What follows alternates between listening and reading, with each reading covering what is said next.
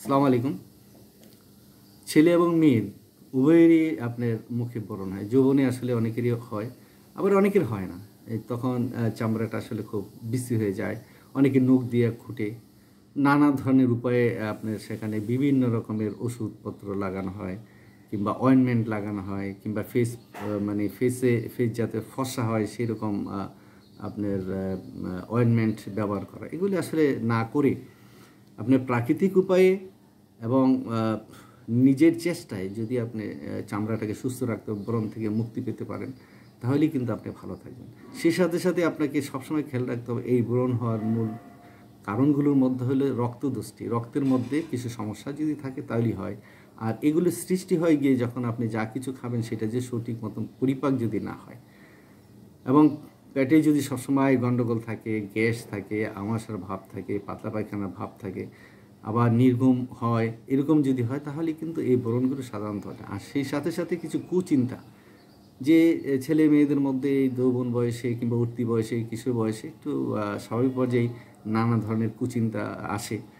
আর বিশেষ করে এখন তো হইল মিডিয়ার যুগ। এখন তো ফেসবুক, ইউটিউব, বিভিন্ন রকমের চ্যানেল, এই সমস্ত দেখে দেখে ছেলে মেয়েদের মন মানসিকতা কিছুটা কলুষিত হয়।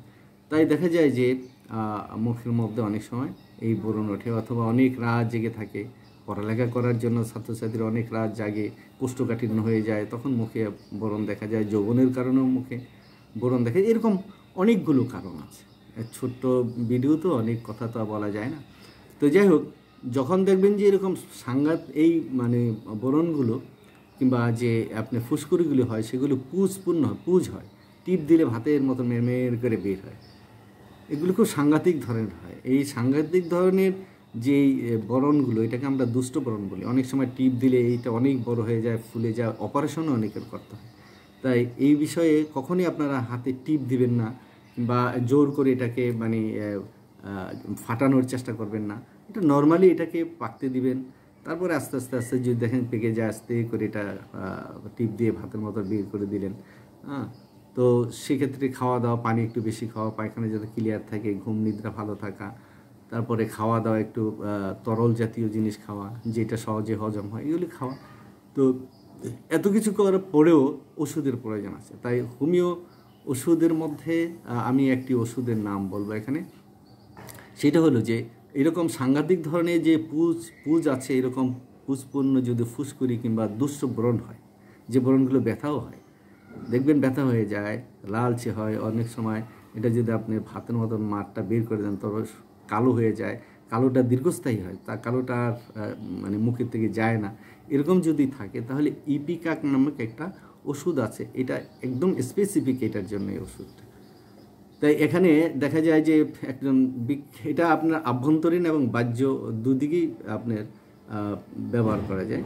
মানে আভ্যন্তরীণ অর্থাৎ সেবন করতে পারেন, অথবা এটা আপনার পেট্রোলিয়াম জেলির সাথে লাগিয়ে হ্যাঁ মিশিয়ে মানে এটা আপনার মুখেও লাগাতে পারেন। তাহলে দেখা যাবে যে এই দুভাবেই আপনার এই মুখটা একদম পরিষ্কার হয়ে যাবে, আর ওই পুজ বা ফুসকুড়ি এগুলো মানে হবে না, মিটে যাবে, আর চামড়াটা আগের চেয়ে উজ্জ্বল হয়ে দাঁড়াবে। তো এই ক্ষেত্রে ডাক্তার এডউইন মাস্কেট তিনি এই ওষুধটা, এই রোগটার মানে তিনি এইরকম অনেক রোগীকে তিনি আরোগ্য করেছেন এই ওষুধটা দিয়ে, যার জন্য তিনি এটাকে স্পেসিফিক একটি ওষুধ হিসাবে তিনি বর্ণনা করেছেন, ইপিকাক। তা এইটা যাদের ঘরে জোয়ান ছেলে মেয়ে থাকে কিংবা কিশোর ছেলে মেয়ে থাকে, তাদের ঘরে এই ওষুধটা বাবা মাদের রাখা উচিত। দাম খুব কম, তাই আপনারা এই ওষুধটা একজন হোমিও বড় ফার্মেসির থেকে আপনি যদি এনে রাখেন তাহলে আপনাদের উপকার হবে। ধন্যবাদ।